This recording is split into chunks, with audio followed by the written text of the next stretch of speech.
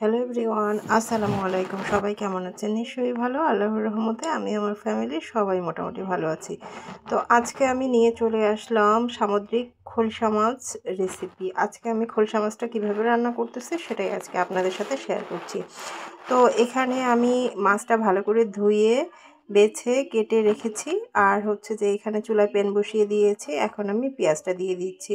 আমি খুব সাদামাটাভাবেই রান্না করব, কারণ খোলসা মাছটা হচ্ছে খুবই নরম একটা মাছ। এটা আসলে বেশি নাড়াচাড়া করতে গেলেও ভেঙে যায়। আর খুব যদি গ্রেভি করে রান্না করেন তাহলে কিন্তু খেতে মজা লাগে না। মানে হালকা মশলা হালকাভাবে রান্না করলে কিন্তু এটার স্বাদটা অনেক অনেক বেশি আসে।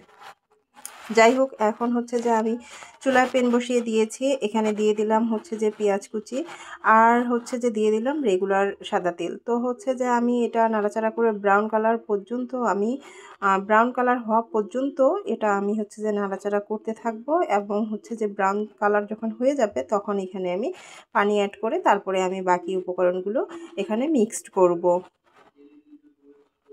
তো আমার এটা কিন্তু মোটামুটি হচ্ছে যে ব্রাউন কালার হয়ে এসেছে, দেখতেই পাচ্ছেন। তো এই পর্যায়ে কিন্তু আর একটু আমি হচ্ছে যে ব্রাউন কালার করব, করার পরে আমি কিন্তু এখানে পানি অ্যাড করে দেব। কারণ এর থেকে বেশি যদি হচ্ছে যে ব্রাউন হয়ে যায় তাহলে কিন্তু মাছের তরকারিটা পুরোই হচ্ছে যে তেতো তেতো লাগবে। আমি কিন্তু এই পর্যায়ে পানি অ্যাড করে দিলাম।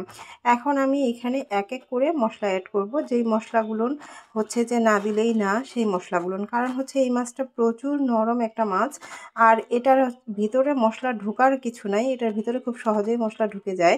তো এখানে আমি হচ্ছে যে 1 চামচ হলুদ অ্যাড করলাম হচ্ছে 1 চামচ শুকনো মরিচের গুঁড়া, আর অ্যাড করব হচ্ছে জিরে গুঁড়ো। আর এর থেকে বেশি কিছুই আমি অ্যাড করব না এখানটায়। তো এখন নাড়াচাড়া করে আমি মশলাটাকে ভালোভাবে হচ্ছে যে কষিয়ে নিচ্ছি। কষানো অবধি আমাকে কিছুক্ষণ 2-4 মিনিটের মতো আমি এটা ভালো করে কষিয়ে নেব, শুধু মশলার গন্ধটা যেন চলে যায় এই পর্যন্ত হচ্ছে এটা আমি কষাবো। আর আমি এখন এখানে দিয়ে দিচ্ছি হচ্ছে লবণ। আমি যতটুকু আমার মাছ ততটুকু পরিমাণে আমি লবণ দিয়ে দিয়েছি। আপনাদের যতটুকু থাকবে ততটুকু পরিমাণ লবণ দিবেন। এটা তো হচ্ছে যে আসলে একটা চোখের ব্যাপার, মানে একটা জিনিস দেখলেই বোঝা যায় যে এটাতে আসলে কতটুকু লবণ অ্যাড করতে হবে। তো আমি আসলে মশলাটা হচ্ছে যে ভালোভাবে কষিয়ে নিচ্ছিলাম। আর হচ্ছে মশলাটা কষানো হয়ে গেলে তারপরে এখানে আমি মাছগুলো অ্যাড করব। তবে আমি মাছগুলো অ্যাড করার আগে এখানে আমি হচ্ছে টমেটোটা হচ্ছে অ্যাড করব।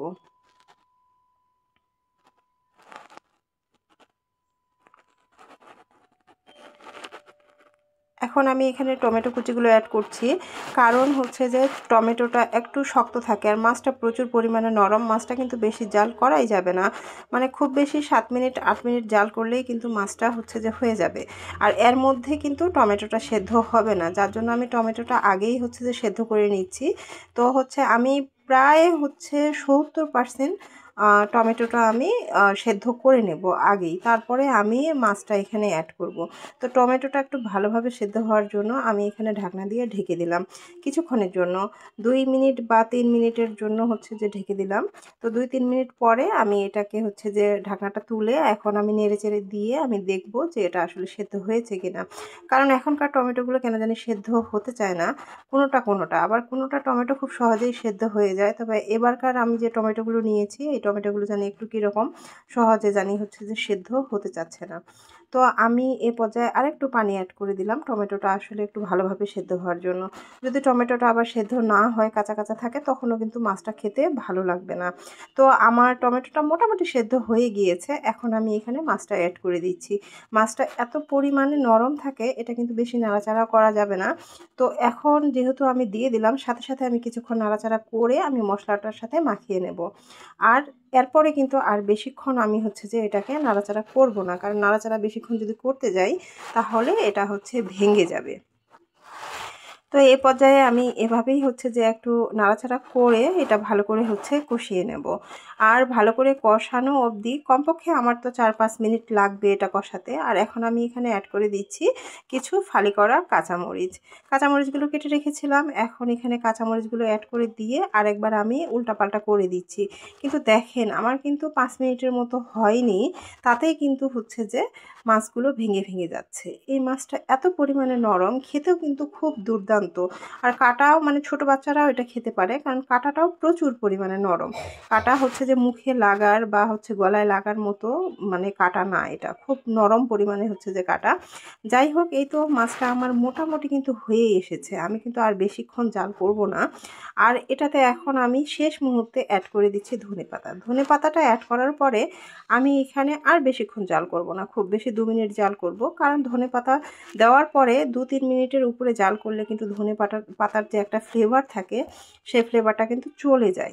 তো আমি এখানে 2-3 মিনিট হচ্ছে যে জাল করব। আর এই মুহূর্তে আমি একটু উল্টাপাল্টা করে দিচ্ছি ধনেপাতাটা ভিতরে যাওয়ার জন্য, কারণ হচ্ছে যেন প্রত্যেকটা মাছে একটা ধনেপাতার হচ্ছে ফ্লেভার থাকে। তো আমার কিন্তু মাছটা মোটামুটি রান্না করা শেষ। এই পর্যন্ত যেই বন্ধুরা আমার সাথে আছেন বা আমার ভিডিওটা এখন পর্যন্ত দেখতেছেন তাদেরকে অসংখ্য অসংখ্য ধন্যবাদ। প্লিজ প্লিজ প্লিজ অনুরোধ রইল, ফুল ভিডিওটা ওয়াচ করবেন আর একটা লাইক ডান করে দেবেন আর একটা গঠনমূলক কমেন্ট করবেন, যে কমেন্টটা পড়তে আমার ভীষণ ভালো লাগবে। আর হচ্ছে যে অবশ্যই নতুন বন্ধুরা যদি দেখে থাকেন তাহলে সাবস্ক্রাইবটা ডান করে দেবেন, নোটিফিকেশনটা অন করে রাখবেন, তাহলে যে কোনো রেসিপি আপনার পরিবারে খুব সহজে পৌঁছে যাবে। আমার কিন্তু মাছটা রান্না করা ডান হয়ে গিয়েছে। এখন আমি এটা হচ্ছে একটা বাটিতে ঢেলে নিলাম। দেখুন তো কি সুন্দর কালারটা এসেছে আর দারুণ হয়েছে। আর মাছটা আসলে এত নরম, আমি খুব কম নাড়াচাড়া করছি, তারপরও মাছটা কিন্তু ভেঙে গিয়েছে। তো আজকের মতো এই পর্যন্তই। সবাইকে আল্লাহ হাফেজ, আসসালামু আলাইকুম।